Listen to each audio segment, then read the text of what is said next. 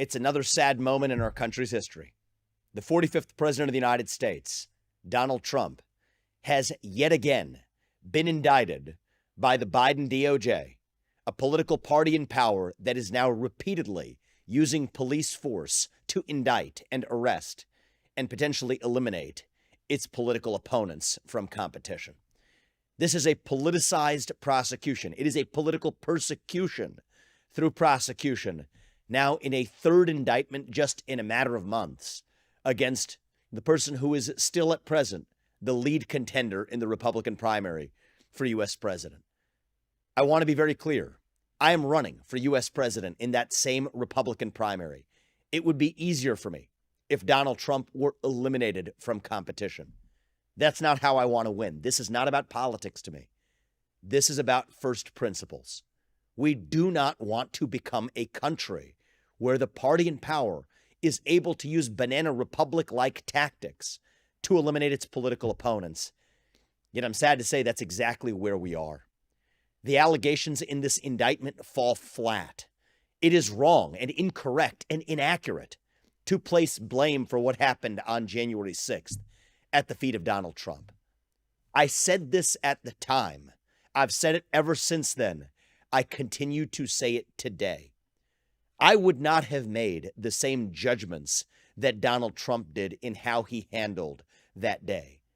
But that's different from saying that he committed a crime. He did not. He specifically told the protesters that day to behave peacefully. The First Amendment in this country gives political protesters the ability to express themselves and their opinions freely. Donald Trump was not responsible for what happened on January 6th. You want to know what was responsible? I said this in the days after January 6, 2021, just as I say it today. Systematic, pervasive censorship in this country. That was after a year where we had told people across this nation that you had to stay locked down in your house, in your basement, and shut up, sit down, do as you're told. If you question that, you're racist, you're anti-science, your social media accounts were silenced. You had to stay home and lock down unless you were part of BLM or Antifa, in which case it was perfectly fine to roam the streets of this country and burn many of them down. That was the double standard that then applied and said that if you said the virus originated in a lab in Wuhan, you were again a racist and had your internet accounts shut down. You were then told you had an election where you could express yourself to put the right person in charge of fixing these problems, and instead, your accounts were suppressed if you sent a mere message saying that the Hunter Biden laptop story from the New York Post was real. You had your accounts locked. Even the New York Post had its own account locked. And if you repeatedly then tell people they cannot speak, that is when they scream. If you repeatedly tell people they cannot scream, that is when they tear things down. And I think we are making a grave mistake in this country by trying to pin the blame for that at the feet of one man.